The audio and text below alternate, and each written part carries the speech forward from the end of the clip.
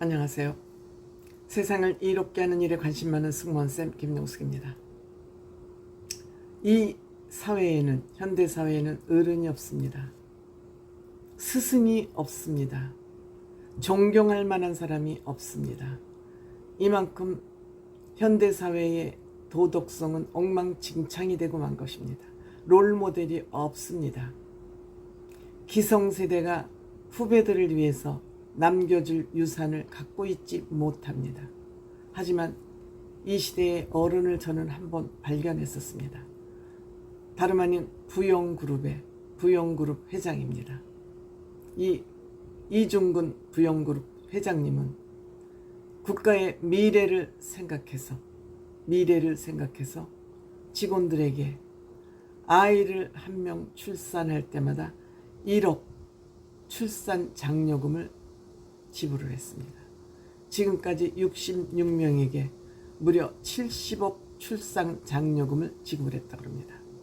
이렇게 되니까 부영그룹이 그렇게 대기업은 아닙니다만 부영그룹에 입사하고자 하는 사람들이 5배나 늘었다고 합니다.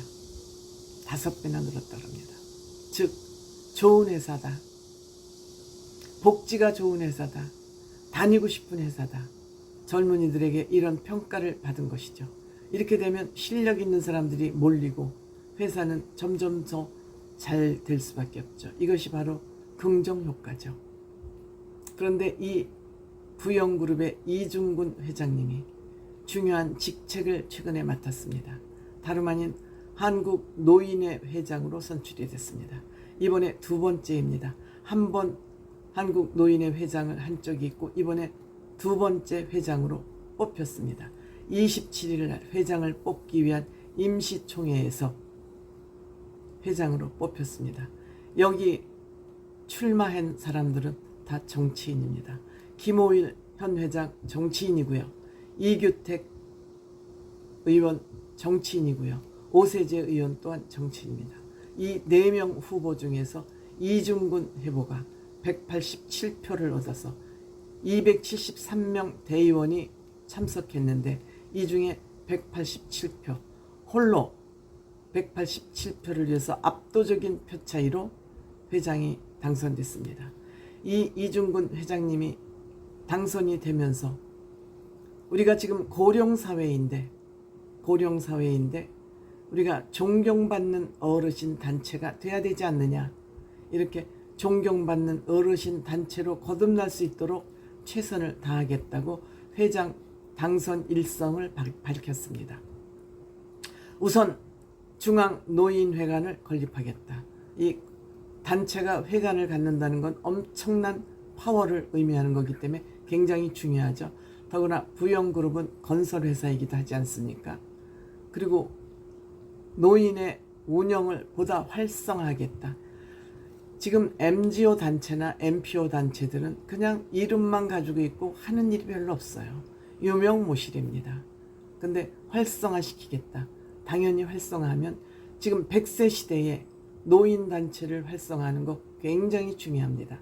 이런 일을 열심히 하면 정부도 굉장히 많은 부담을 덜어낼 수 있다고 저는 생각을 합니다. 그 다음에 노인 연령을 단계적으로 상향 조정하겠다. 그 말씀은 무엇이냐 하면 지금 우리 노인이 65세, 즉 지하철 무료 승차권이 나오는 곳이 65세입니다. 그런데 저도 그 지하철 무인 승차권을 사용할 때마다 좀 무색합니다. 어색합니다.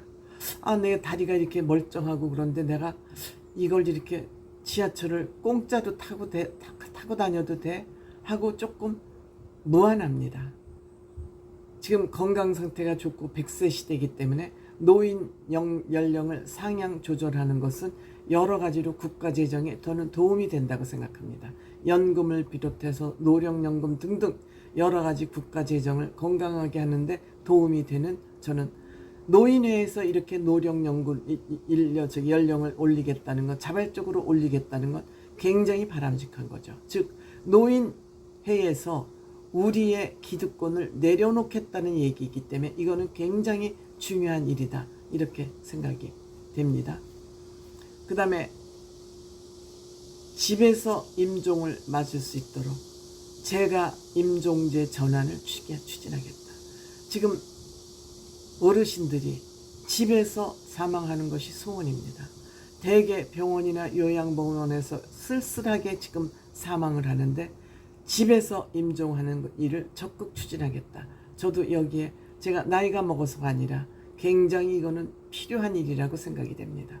그러니까 이 이중근 회장님은 우리가 안고 있는 사회의 문제점이 뭔지 정확히 알고 있는 거예요.